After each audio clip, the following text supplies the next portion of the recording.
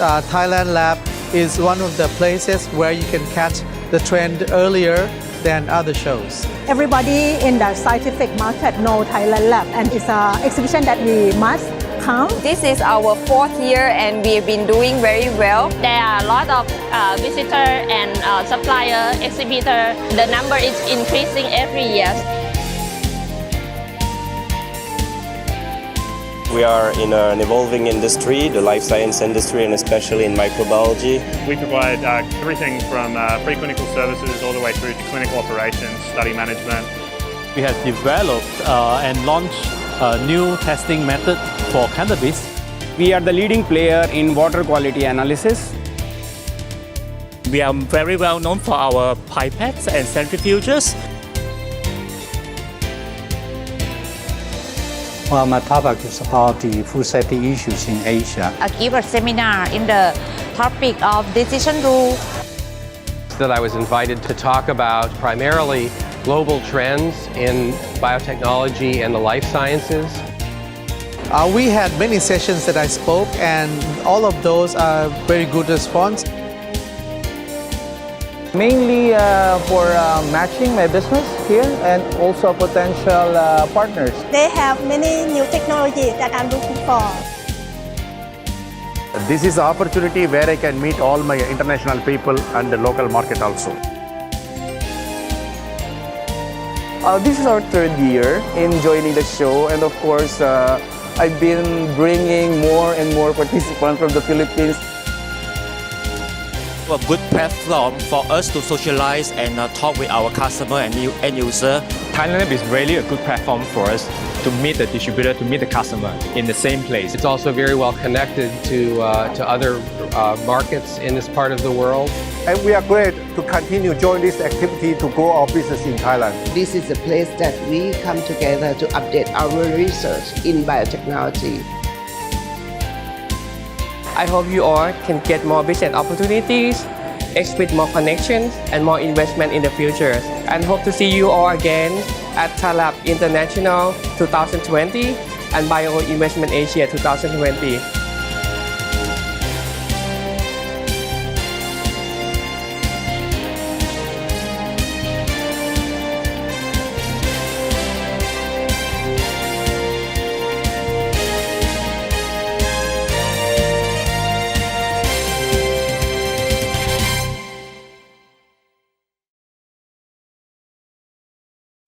Sawadee krap, and hello everyone. Welcome to the webinar on the topic New Normal in Lab and Lab Safety, how to convince others that safety is important. My name is Anusha Panbichet, Project Manager, Thailand Lab International. I will be the MC for today's webinar. This year, Thailand Lab International will provide a hybrid platform with new online features together with physical exhibitions to help exhibitors explore more business opportunities and to establish more connection with people from around the globe. Exciting virtual and physical conferences will also be introduced before and during the live event. One of our key highlights are the celebration of the 10th anniversary and the pre-launch of our new show, Bio Asia Pacific, together with our partner, Thailand Centers of Excellence for Life Science or T-Cells, focusing on life science, biotechnology, and smart health service. In the past 3 months during COVID, Thailand Lab has already organized 4 webinars focusing on testing equipment and green lab, new normal in lab and lab safety, lab ventilation management, and lab glassware was the latest. Our webinar received a very good feedback from the attendees, and one of the topics that is requested to organize again is new normal in lab and lab safety, but in English version. We have a great opportunity to have an international speaker join us today. Now is the right time to welcome our speaker, Dr. James A. Kaufman. He is a founder and also a president emeritus of the Laboratory Safety Institute, or LSI. LSI is a nonprofit international educational organization for health and safety in science and science education. LSI helps individuals and organizations in over 130 types of academic and non-academic labs in more than 30 countries to improve their lab safety programs. We also have Dr. Nathakan Ket Kum, Senior Professional Scientist from Department of Science Service, Ministry of Higher Education, Science, Research and Innovation with us. She will support to summarize in Thai. Before we meet him, allow me to inform that if you have any question during the webinar, you may type your question in Q&A box as shown on your screen. Q&A session will be at the end, and you can also chat to our attendee in chat box. Please welcome Dr. James and Dr. Nathakan. Hello, Dr. James. Hello, everybody. So how are you doing? Very well, thank you. It's a pleasure to be here tonight, and special thank you to Dr. Ketikum for helping with the translation, and you for providing this wonderful opportunity. Yes, it's also our honor to have you here. And I know that it's like almost midnight, right?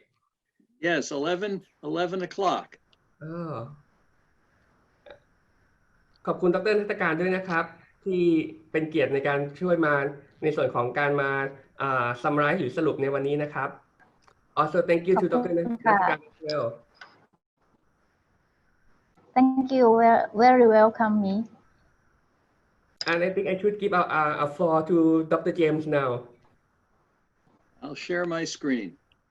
Let's see here. Let's try this. How does that work? Is that good? Good. Good. Let's make it a full screen if we can. Let's make it full screen. There we go. Excellent. Okay. Thank you.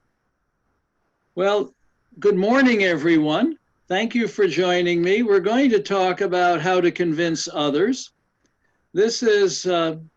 our contact information. If you have any questions after the presentation, my email is there, jim@labsafety.org. And our organization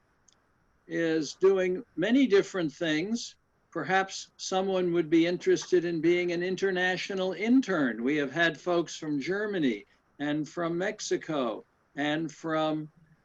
places all over the world. Let's see, I guess we had somebody from Turkey as well. And we have international conferences. And in the documents that we're sharing, there are several documents that have been shared. You'll find more information about the things that the Laboratory Safety Institute does. I'd also like to say a special thank you to the late Dr. Pachai Tovovich, who was the founder of the Laboratory Safety Foundation in Thailand. And he has been one of the people that I worked with for many years when I would visit and have live presentations here. And Dr. Prapipit Turnai is now the president of this organization, and Pita, as she's called, and I like to do these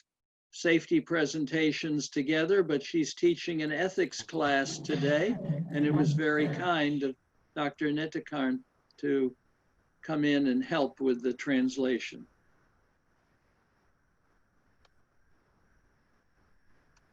So by way of introduction, we would like to make sure that everybody is ready and you have a beverage so that you can relax and enjoy the presentation. If you have questions during the presentation, you can type them into the box and we will be addressing them at the end. I also hope you have some paper available that you can make notes on for what we call action ideas. And these are simple things that you can do that can help improve your safety program, and you'll find that many of them are not very expensive. Some are even free. This is a sprint. This is not a sprint. This is a marathon. You have to hit the rock many times to break the rock. So that's what this quote is about, and improving lab safety programs and convincing colleagues That takes a good deal of time.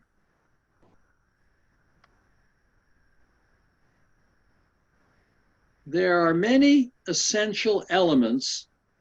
in a lab safety program. We're going to be looking at a few of them.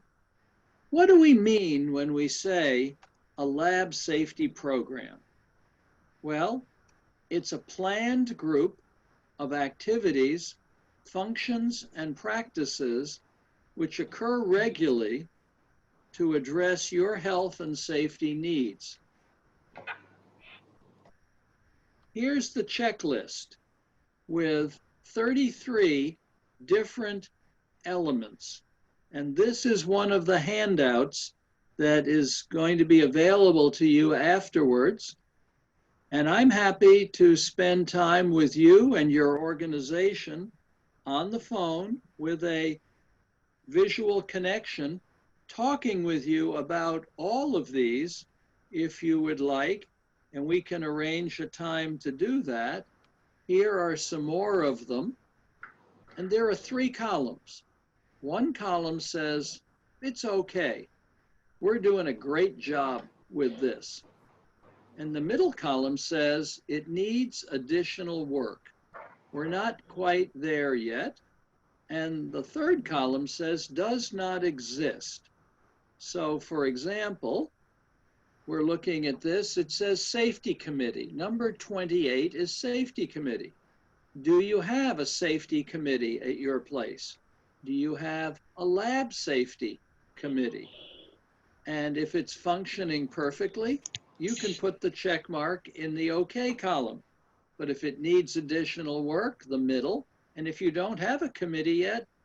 check the third column. And the goal is to get as many OKs as possible and as few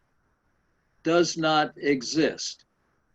In fact, we also have an Excel scorecard with criteria for each of these 33 elements. And I would be happy to share that with you if you'd like to send me an email requesting it. And then you can score yourself numerically. If you'd like to use this scorecard that you're looking at quantitatively instead of qualitatively, then give yourself 3 points for everything that's okay, 0 to 3 if it needs additional work. You decide how much to award yourself, and a 0 if it doesn't exist. And since there are 33 of them, 33 times 3 is 99, and I'm going to give you a bonus, a 1-point bonus for having the courage to do this quantitatively. We're going to talk about a few of these today. With our Excel scorecard, it's a 6-point system. And what you see here is you get 6 points if it's outstanding and 0 if it doesn't exist. And as you go through the Excel scorecard and you assign numerical points, it automatically averages each of the components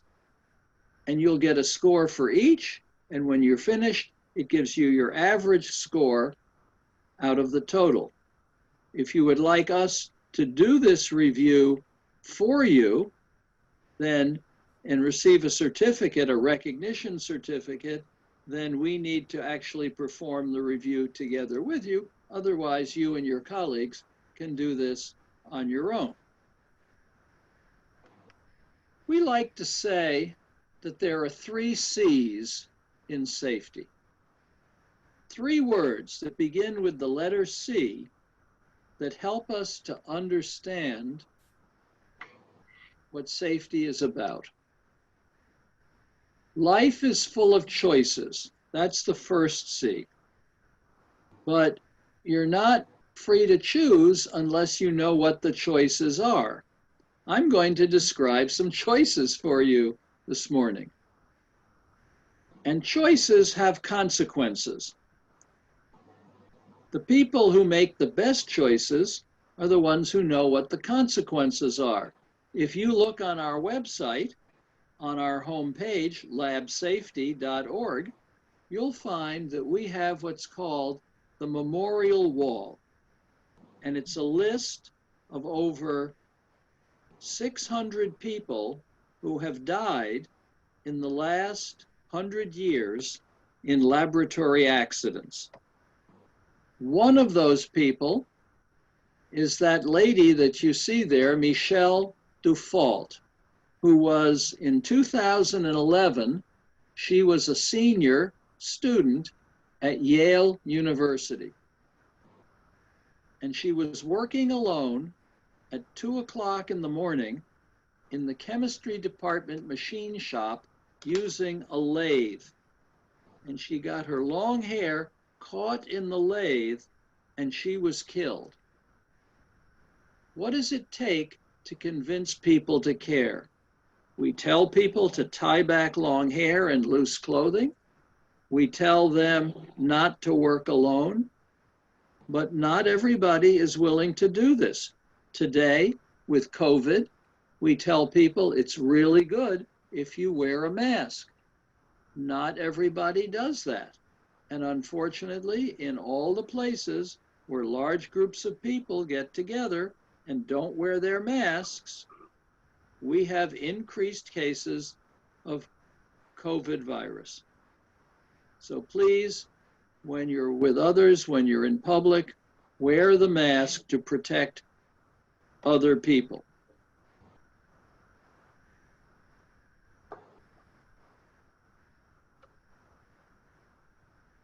Let's talk about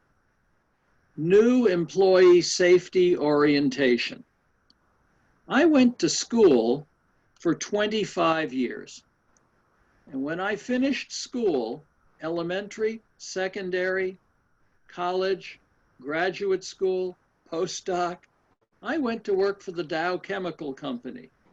And on my first day, my supervisor gave me my new employee safety orientation. And I'm wondering, 150 of you registered to attend. There might be, I don't know what the count is now actually here, it could be 80 or more. I wonder, of the people who are here, how many of you, when you started working at your current place of employment, had your immediate supervisor sit down with you on the first day? Human resources may do something, the safety department may do something, and eventually you make it to be with your supervisor, the person who's going to do your job performance review. Did that person sit down with you on your first day with him or her and ask and talk about the importance of safety there and the importance of your health and safety? Well, normal is unfortunately only 5%. I've asked over 100,000 people that question, and only all over the world, and only 5% say yes. And I believe this is the single most important thing that you could do to convince people that safety is important. You make up a carbonless 4-part form with all the topics you want to cover in your orientation with your new employee. And when you're done, you sign it and they sign it and date it, and each gets a copy. And one copy goes to human resources so that they can keep track of everybody in the organization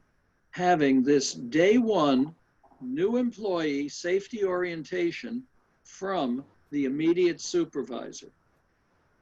Don't stop having human resources do this. Don't stop having the safety department or safety officer do this, but add the employee's immediate supervisor. And the fourth part of the form, that goes to the supervisor's supervisor, up one level in the organization. And the level up needs to find the new person and welcome them and reinforce the safety message to really drive it home. You know, you don't have to wait until you hire a person to start telling them that safety is important at your organization. I'm going to tell you a little secret. You know, sometimes people tell me we're improving our safety program one retirement at a time. And they're referring to somebody who's been there for 20, 30 years and likes to do it their own way and doesn't like to follow rules. And when that person retires, the culture of safety will get stronger because the non-believer will have retired. Well,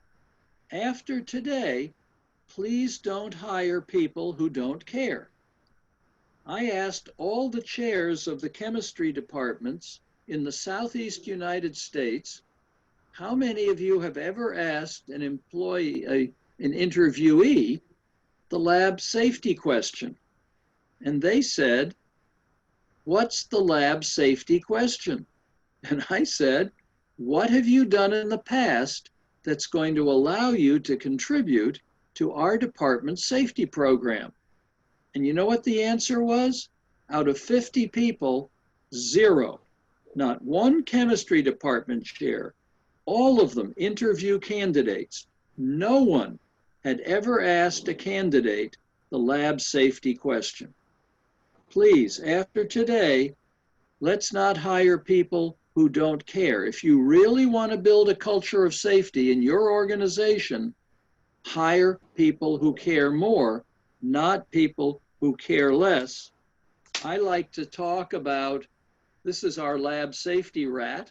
and I like to talk about people who don't give a rat's rear about safety. We want people who care more,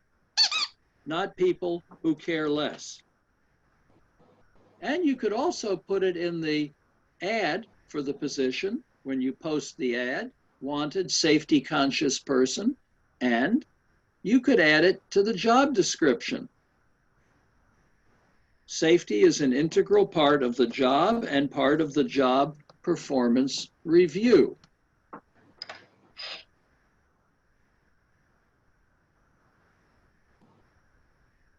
I wonder if we should pause at this point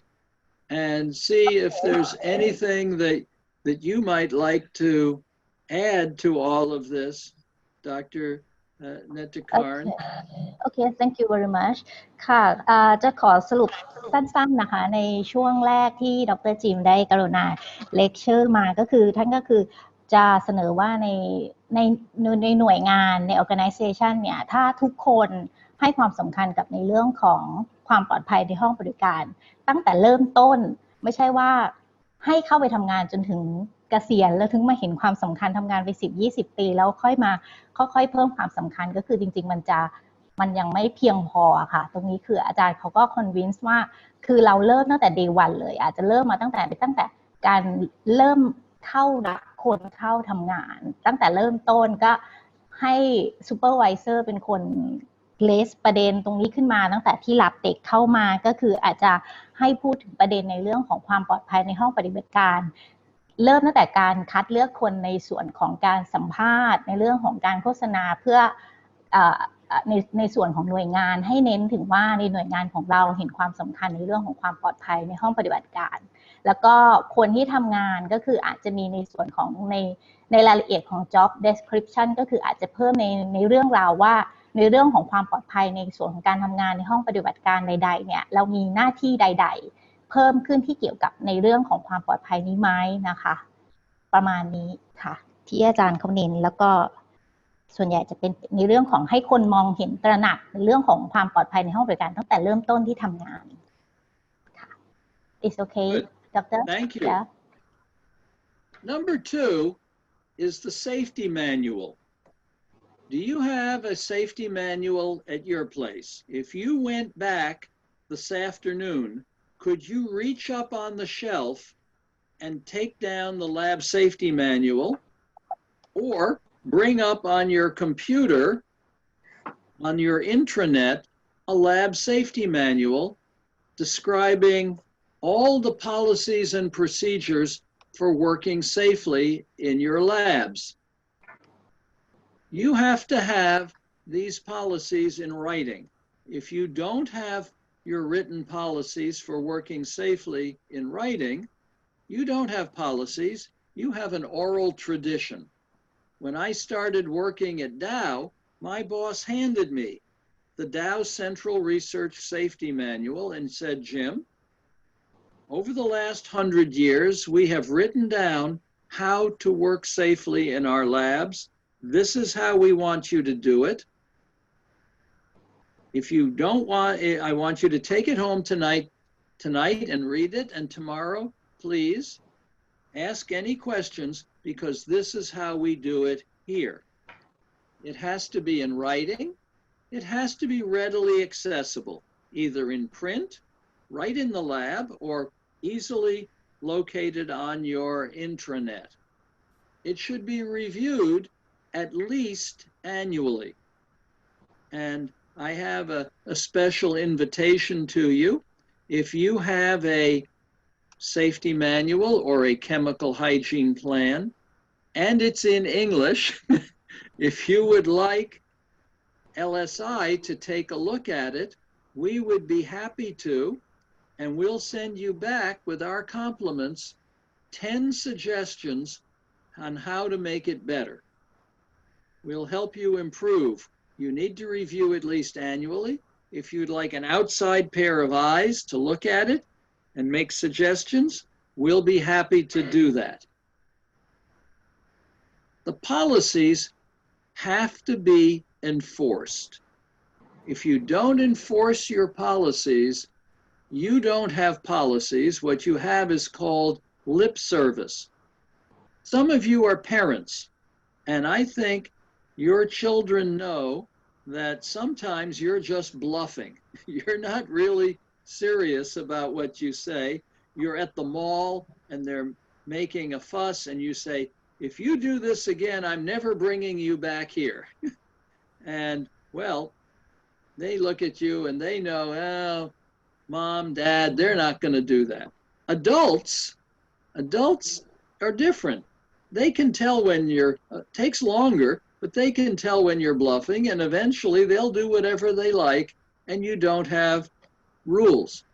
Rules actually are monuments, like this one that you see right here on the screen. That is a tombstone, and that is the monument that we erect over the dead and crippled bodies of people who decided they wanted to do things and not follow the rules. They're on our memorial wall, and we have a collection of over 5,000 laboratory accidents that we've published in Learning by Accident. Dr. Netikar, would you like to say a few words? Yes.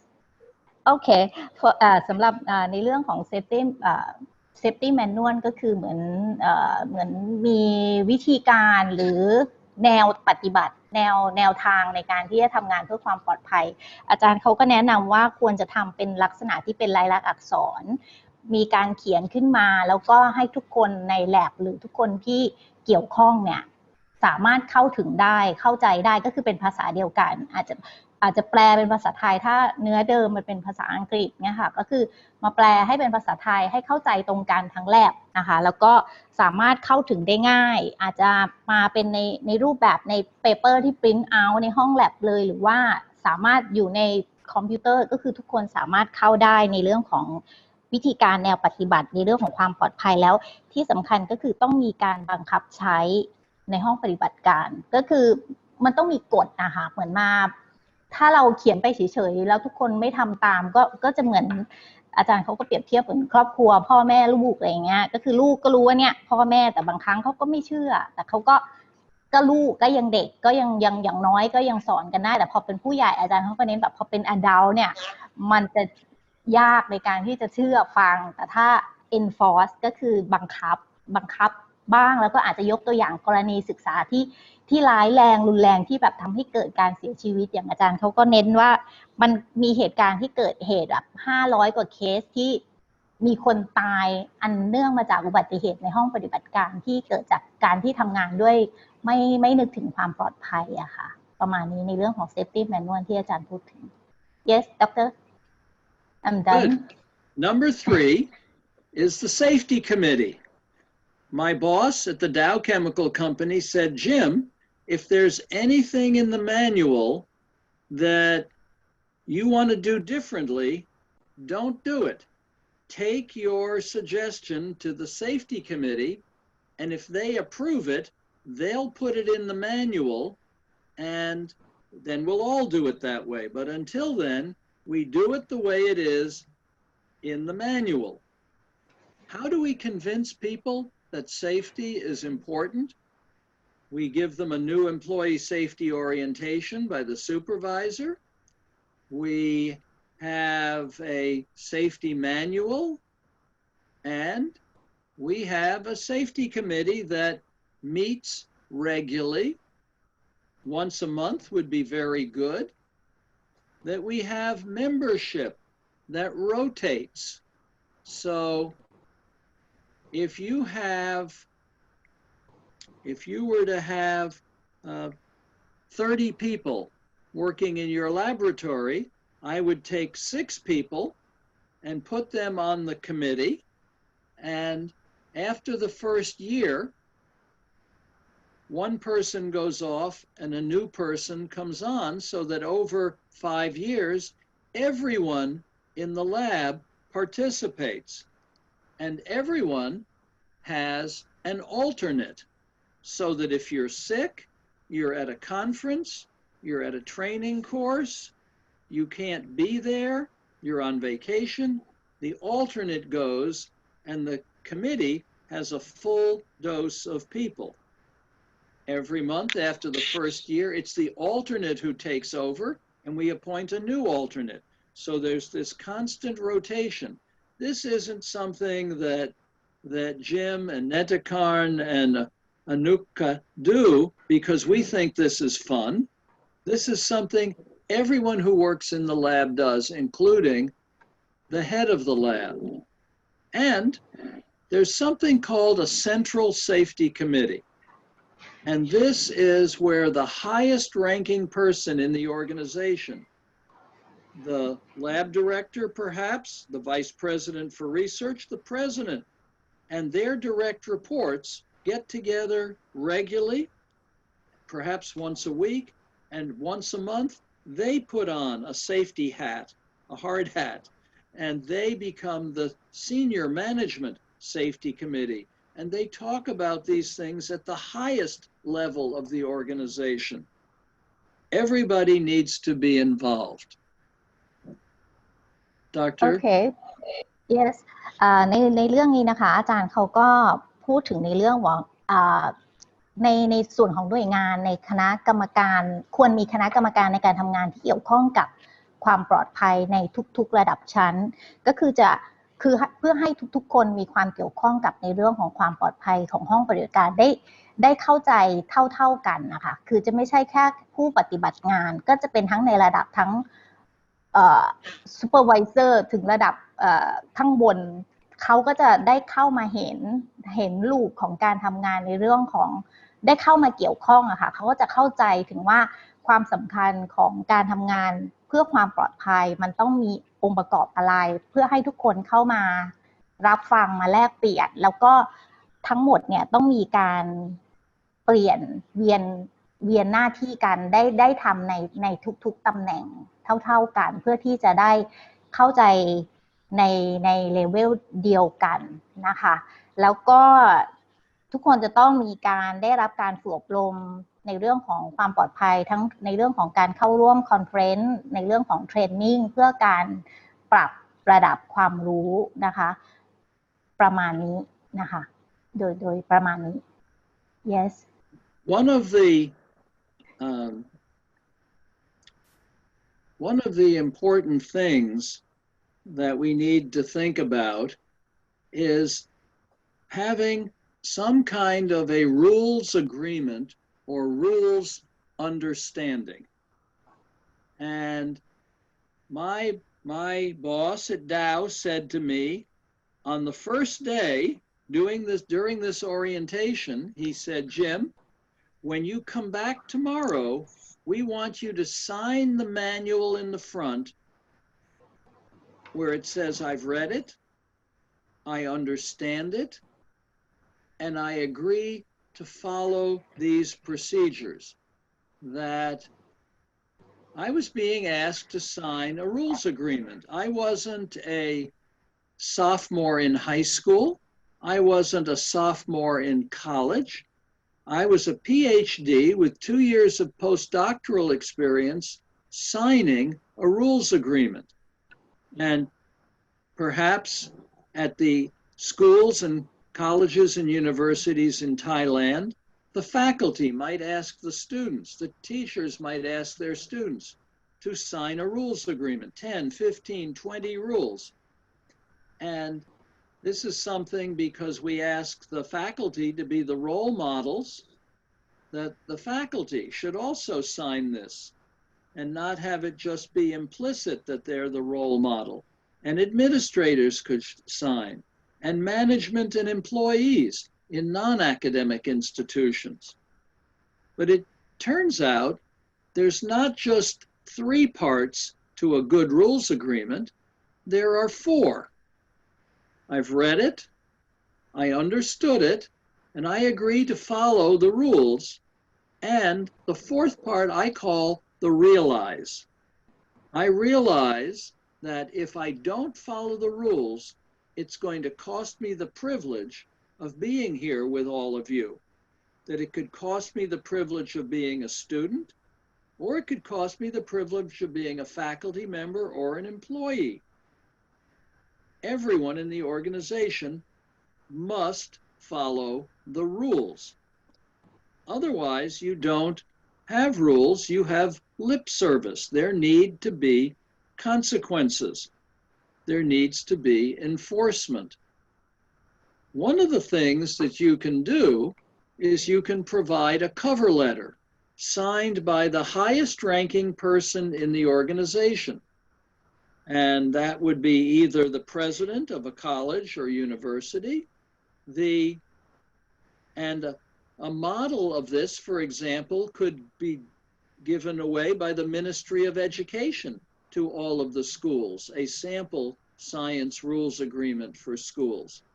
We have one that we would be happy to share with others. And this document in a company, it could be signed by the president of the company, and it says, welcome to our laboratories. These are places where there are certain risks because of the hazards that are present. And to help protect you, we have rules, and we expect these rules to be followed. And if they're not followed, this is what can happen: a verbal warning, a written warning, a paid decision-making leave of absence, and then you're done, you're out. Because you don't want to give people an unlimited number of opportunities to put themselves at risk, to put others at risk, and to put the reputation of your organization at risk. And finally, if you already have a rules agreement at your organization, if it's been a while since you read it, because you started 10 or 15 or 20 years ago, take it out, and as we like to say, renew your vows. My wife and I were married 43 years ago in Germany, and last year we went back to the church in Germany where we were married to renew our vows, to recommit our pledge to each other. Recommit your pledge to safety at your organization. Doctor? Yes สำหรับในข้อที่4นะคะก็คืออาจารย์เขาก็แนะนำในเรื่องของการทำข้อตกลงกันระหว่างหน่วยงานเพื่อข้อตกลงในเรื่องของความปลอดภัยการจัดการความปลอดภัยในห้องปฏิบัติการให้เข้าใจตรงกันแล้วก็ทุกคนในระดับชั้นก็คือต้องมีการลงนามทำความเข้าใจตรงกันนะคะว่าข้อตกลงเนี้ย ทุกคนเข้าใจแล้วก็เห็นด้วยแล้วก็ลงนามซึ่งการลงนามตรงนี้คือทุกคนจะต้องอ่านแล้วก็เข้าใจแล้วก็เห็นด้วยแล้วก็ตระหนักในสิ่งที่เขาทำ agreement นี้ขึ้นมานะคะซึ่งทั้งหมดเนี้ย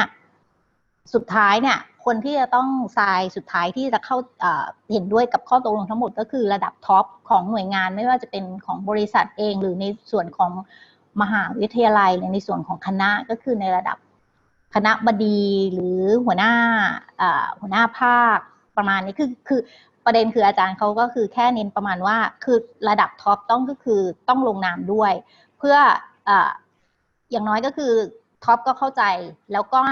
เป็นส่วนหนึ่งในการที่ท็อปจะใช้ในการพิจารณาในการถ้าเกิดมีความผิดที่เกิดขึ้นหรือมีความผิดพลาดในห้องบริการหรือมีอุบัติเหตุหรือใดๆก็ตามเนี่ยคือทุกคนเข้าใจแล้วว่าข้อกำหนดในการที่ปฏิบัติเป็นอย่างไรทุกคนได้ลงนามแล้วเพราะฉะนั้นตรงนี้ก็สามารถเป็นในเรื่องของการเอาผิดหรือว่าหาคนรับผิดชอบได้ด้วยค่ะแล้วก็ในทางกลับกันก็คือถ้า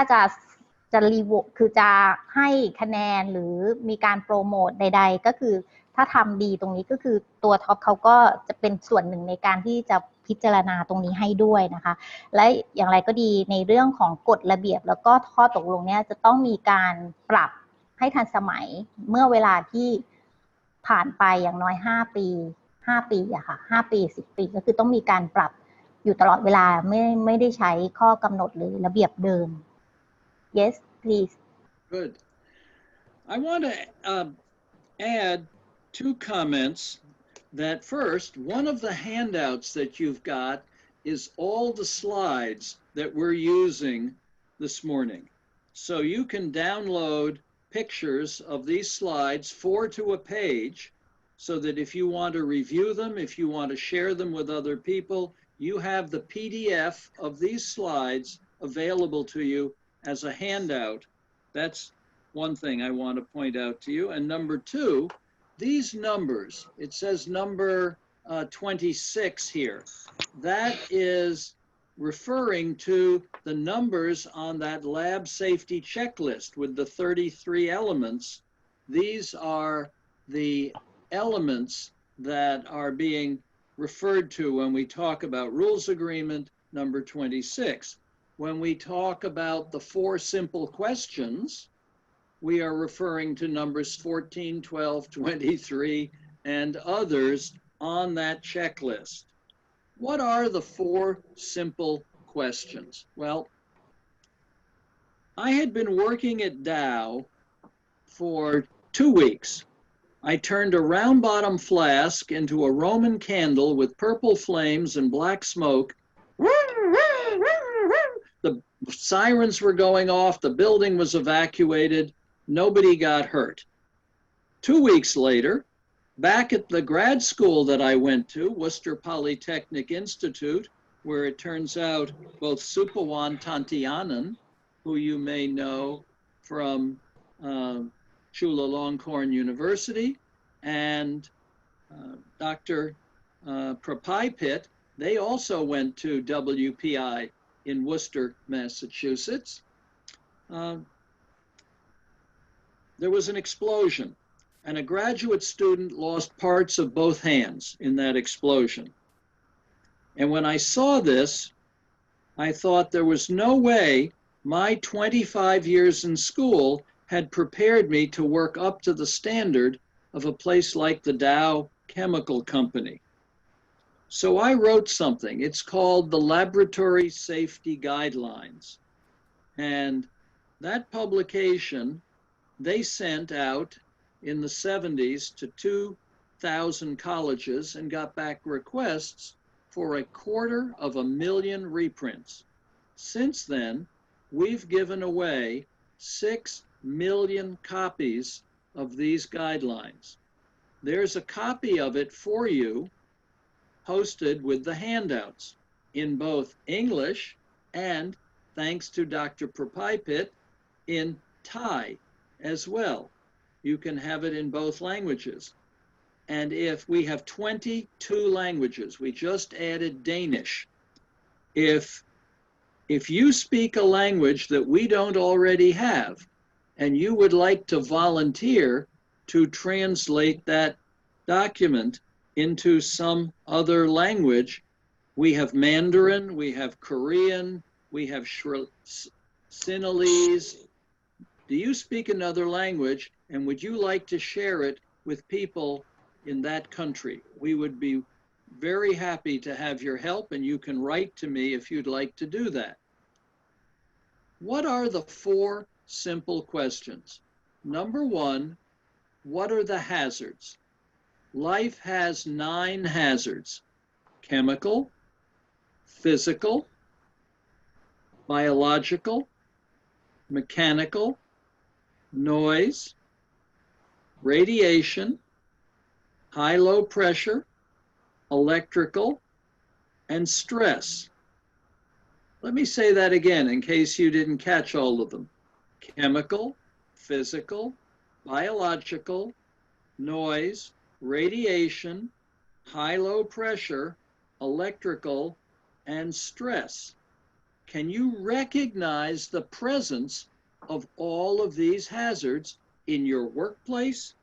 and in your home and everywhere in your life? Because if you don't know the hazards, you're not free to choose. You have to know the choices, and recognizing them gives you a choice. Do I want to do something about it, or am I going to ignore it? What's the worst thing that could happen? Second question, what's the worst thing? Is it an explosion? Is it a spill? Is it a chemical burn? Is it having a heart attack at work? We have 21 different emergency scenarios when we talk about emergency planning. And it turns out that this webinar is a small part of a one-day course that we teach about all of these things. And if you're interested in having that whole course for yourselves or for others, please call and we can talk about that. If you have thought about what's the worst things that could happen, what do we need to do to be prepared? Well, how do you know that the eye wash fountain is actually going to work when you need to use it? We have a standard here that says activate the eye wash once a week. If you work in a research lab, I don't think that's often enough. If you're using concentrated acid, what day do you want to be sure that the eye wash works? How about today? And I would have everybody be responsible on a rotating basis for taking turns making sure the eye wash works this morning. What do we need to do to be prepared? And finally, what are the prudent practices like hand washing, wearing a mask, eye protection, protective facilities using a fume hood, protective equipment, that's the mask, the safety goggles, adding a face shield to minimize the risk. We reduce the risk by putting in control measures, elimination, substitution, engineering controls, administrative controls, and as a last resort, personal protective equipment. And these 4 questions are available to you as a poster. You can get this poster for free from our website, and you can download it and you can print as many copies as you'd like and have them up in all of your labs to remind people. And we have the translation for this in the Thai guidelines. And if you want a PowerPoint document so that you can do this both in English and in Thai, we would be happy to provide you with that if you'd like to make a Thai version of this. So I'll turn this back over to you, Doctor. โอเคพาร์ทนี้อาจารย์เขาก็ค่อนข้างเน้นนะคะเพราะว่าอาจารย์ก็พูดค่อนข้างเยอะยกตัวอย่างเยอะก็คือค่อนข้างเห็นอาจารย์จะเน้นในความสำคัญของการตั้งคำถาม4คำถามในการที่ ถ้าคุณจะดำเนินการหรือจัดการในเรื่องของความปลอดภัยในห้องบริการก็คือเริ่มต้นเนี่ยอาจารย์เขาเล่าในเรื่องของคือเขาทำงานมา25 ปีเนี่ยอาจารย์เขาก็ได้เขียน Lab Safety Guideline ขึ้นมาหนึ่งฉบับที่ตอนนี้เขาก็ public ไปแล้วมากกว่า6 ล้านฉบับนะคะในทั่วโลกในหลายๆภาษาที่อาจารย์เขาก็จริงๆในภาษาไทยเราก็มีนะคะตรงนี้เดี๋ยวลองหาข้อมูลก็คือเขาจะมีในเรื่องของเดิมอาจารย์เขาทำอยู่กับดาวเคมีคอลแล้วก็ด้วยมีประสบการณ์ว่ามีการเกิดเหตุระเบิดในบริษัทแล้วก็มีคนหนึ่งที่มีการสูญเสียมือทั้งสองข้างแล้วก็เหมือนมีความร้ายแรงแล้วอาจารย์เขาก็เลยรวบรวมเหมือนการทำงานอย่างไรแนวทางปฏิบัติอย่างไรในห้องปฏิบัติการก็เลยทำขึ้นมาเป็นไกด์ไลน์ขึ้นมานะคะซึ่งประเด็นทั้งหมดเนี่ยมันก็มาจาก4คำถามที่เขาจะตั้งคำถามขึ้นมาก่อน4คำถามก็คือว่าคำถามแรกก็คืออาจารย์เขาก็จะถามในเรื่องDr. James please could you please back to the previous slide please okay thank you ก็คือคำถามแรกคือคุณจะต้องรู้ก่อนว่าสารเคมีที่คุณทำงานอยู่เนี่ยมันมีความเป็นอันตรายอย่างไรซึ่งความเป็นอันตรายฮาซาร์ดเนี่ยอาจารย์เขาก็ลิสต์ไว้ทั้งในเรื่องของที่เป็นความเป็นอันตรายทั้งทางเคมีทั้งทางฟิสิกส์ในเรื่องของไบโอฮาซาร์ดในเรื่องของการมีสารกัมมันตรังสี high pressure low pressure นะคะแล้วก็ในเรื่องของความมีความดันไหมมีในเรื่องของอิเล็กทริกไหมประมาณนี้คือคุณต้องเข้าใจว่าที่คุณทำงานอยู่กับสารเคมีคุณทำงานกับความเป็นอันตรายระดับประเภทไหนนะคะแล้วถ้าคุณรู้แล้วเนี่ยคุณตระหนักแล้วเนี่ยคุณรู้ไหมว่าคุณจะจัดการกับสิ่งที่มันจะเกิดร้ายแรงที่สุดเนี่ยเขาให้ดึงสิ่งที่เป็น worst case ขึ้นมาถ้ามันจะเกิดขึ้นเนี่ยมันจะเกิดอะไรได้บ้างมันจะเกิดระเบิดมันจะเกิดอย่างแรงอะค่ะคือถ้ามันเกิดเนี่ยคุณจะมีวิธีการจัดการอย่างไรซึ่งจริงๆอาจารย์เขาก็พูดว่าจริงๆอะมันมีอยู่ทั้งหมดในหัวเรื่องเนี่ยมันมี21 emergency case ที่เขาจะสามารถ list ขึ้นมาแล้วก็จะจัดการในแต่ละเรื่องไปแต่ว่าในเรื่องราวของเว็บมินาเนี่ยมันไม่สามารถพูดได้ทั้งหมดเต็มคอร์สนะคะอาจารย์เขาก็แค่แนะประมาณนี้แล้วก็ในคำถามที่3ก็คือว่าแล้วเราจะต้องเตรียมตัวอย่างไรบ้างวิธีการเตรียมตัวนั้นก็คือคุณมีการจัดการอย่างไรในห้องบริการคุณมีอุปกรณ์ที่ช่วยเหลือในเรื่องของความปลอดภัยอะไรบ้างคุณมีeye wash ไหมคุณมี emergency shower ไหมและถ้ามีคุณมีวิธีการดูแล maintenance คือไม่ได้ใช้แต่ถ้ามันเกิดต้องใช้ขึ้นมาคุณมีวิธีการจัดการที่เขาสามารถพร้อมใช้ได้ตลอดเวลาหรือไม่ประมาณนี้นะคะแล้วก็ในเรื่องของคำถามอีกคำถามหนึ่งที่สำคัญก็คือว่าแล้ว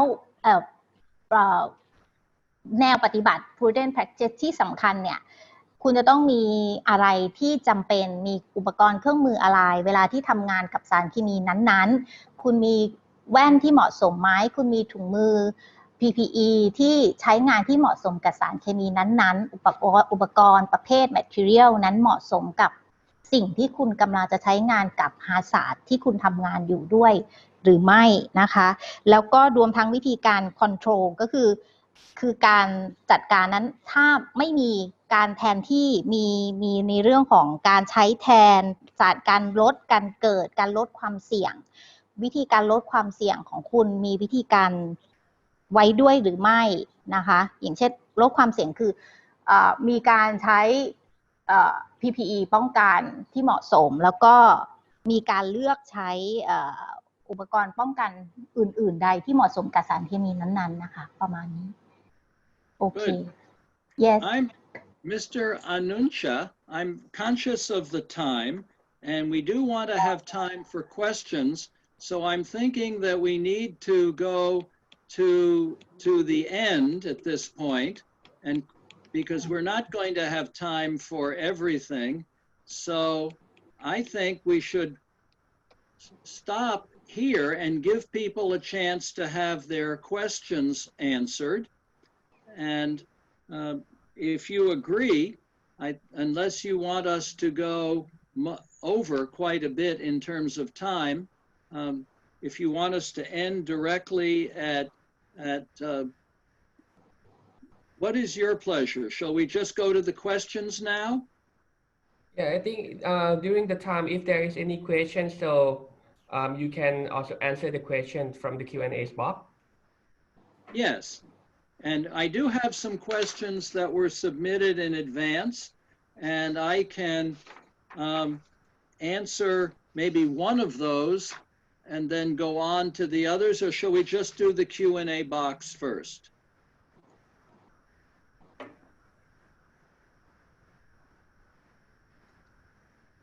Okay, do I need to stop sharing? Or is that, okay, that's visible now, thank you. Working with solvents in the lab, is there a provision for, they have fume hoods, and the question is there a standard checklist for fume hoods? And there are standards, yes, and I have an article that I'm going to post afterwards for everyone that talks about hood guidelines. There are ANSI standards, and there are some OSHA standards. There are lots of different standards for this, and I'll share that article with you so that you can have safer use of fume hoods. I would just like to remind you that fume hoods have a sash that's heavy, and the cables can snap, and the sash will come down like a guillotine, and there have been broken fingers, broken hands, broken wrists when the sash cables break. So please make sure that somebody is inspecting those sash cables that are up there to the counterweights. Okay, can I translate now? Yes, please. คืออาจารย์เขาก็ตอบคำถามที่ถามในเรื่องของการทำงานกับสารเคมีที่เป็นไอระเหยแล้วทำงานในฮูดก็คือถามว่ามีวิธีการทำงานยังไงจะจัดการกับสารเคมีหรือทำงานกับฮูดอย่างนี้ยังไงนะคะอาจารย์เขาก็แนะว่าจริงๆในมาตรฐานของ ANSI กับ OSHA Standard เนี่ยเขามีในเรื่องของไกด์ไลน์ฮูดไกด์ไลน์ที่อยู่ในมาตรฐาน2ตัวนี้อยู่แล้วอาจารย์เขาก็จะกรุณาโพสต์ให้นะคะเดี๋ยวทางทีมอาจจะช่วยดูให้อีกทีนึงค่ะแต่อาจารย์เขาก็เน้นอีกทีว่าในการทำงานหน้าฮูดเนี่ยเขาจะมีแซชก็คือกระจกด้านหน้านะคะก็คือให้คิดไปเสมอว่าเวลาเราทำงานกับฮูดเนี่ยเวลาคุณทำงานคุณจะต้องปิดกระจกลงมาในระดับที่เหมาะสมซึ่งตามไกด์ไลน์เขาก็จะมีบอกให้อีกทีหนึ่งค่ะ yes yes is there a regulation okay I saw a question oh sorry I'm looking and what is the next question please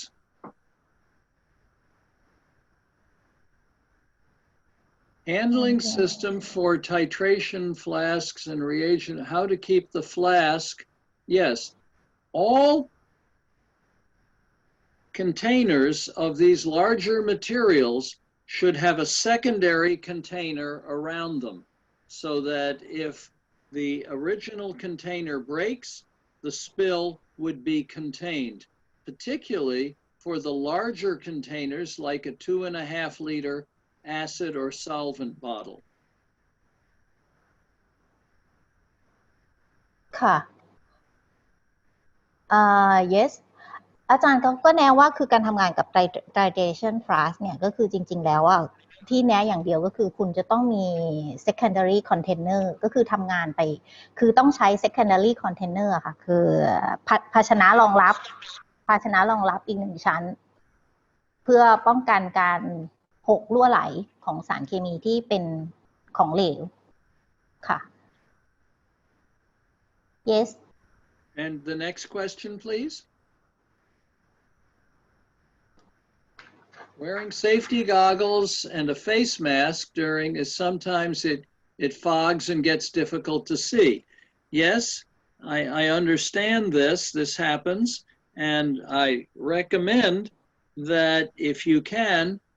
when you put on your mask, bring it up high and then set your safety glasses on over it, and that tends to reduce the fogging by having it press more to your nose up in here. That's one way.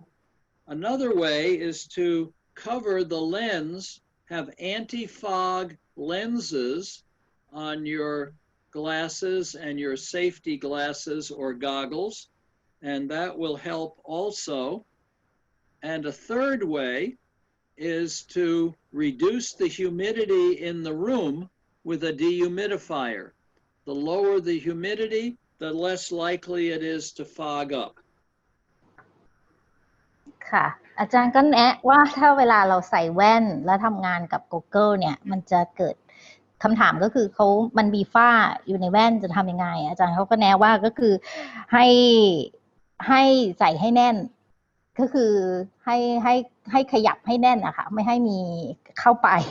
แล้วก็คือปิดวิธีที่2ก็คือปิดช่วงของช่องว่างข้างบนก็คือทำให้แน่นแล้วก็วิธีที่3ก็คือให้ลดความชื้นในห้องค่ะซึ่งจริงๆมันเป็นปัญหาที่ค่อนข้างคือทุกคนจะเจอก็คือมันคงต้องหาจุดที่ตัวเอง minimize ได้ที่สุดประมาณนี้นะคะ yes Is there another question?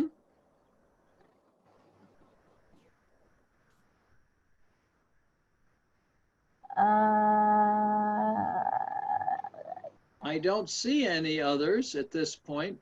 Wait, could you please talk about the new normals? Yes, I think what we're asking about is how we continue now with the COVID situation, I guess, and the answer is, from my point of view, and there's lots of information out there for schools and for industry about dealing with COVID. I can share many of the references that we've seen here in the United States. If anybody wants me to share those things with you, I can do that.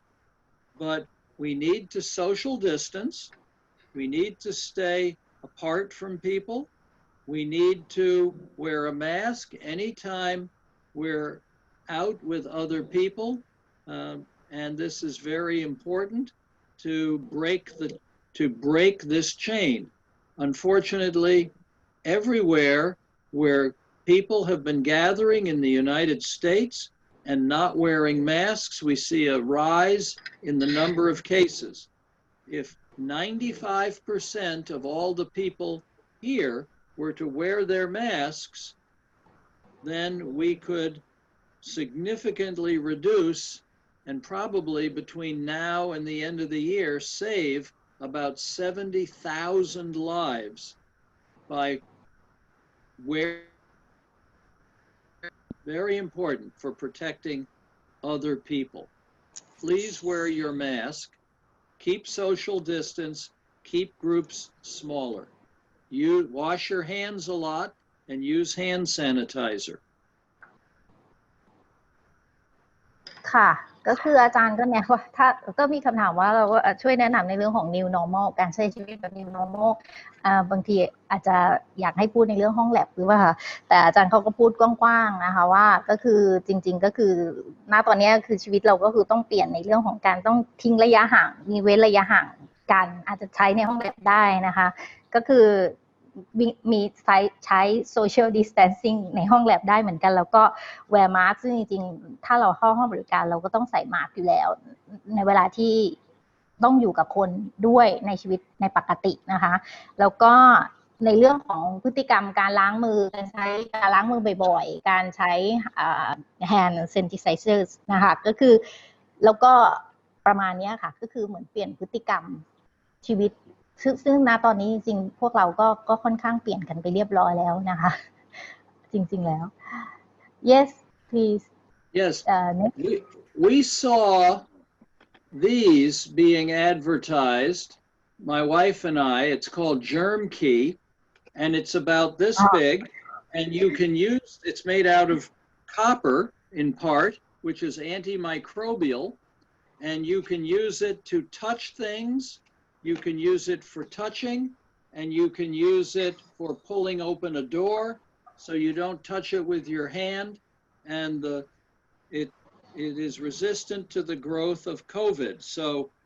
They're not that expensive, and we thought we would try one and see how that works. I don't know yet. I have not opened the package yet. It just arrived. ค่ะอาจารย์เขาก็โชว์ตัวอย่างที่ตอนนี้เขาก็มี New Normal มีเป็นอุปกรณ์ที่ใช้ช่วยในการ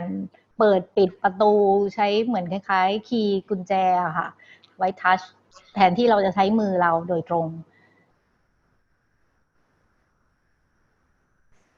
Here's another question. Is there a need for having a separate room for hoods, or can they be in the same room as a wet chemistry lab? From my experience, they can be in the same room, and we need to make sure they're working properly. The most effective hood airflow tester is in this box, and you can take a piece of Kleenex and you can rip off a strip of paper and make sure that air is really flowing into the hood. You can do it more quantitatively, but this does not lie.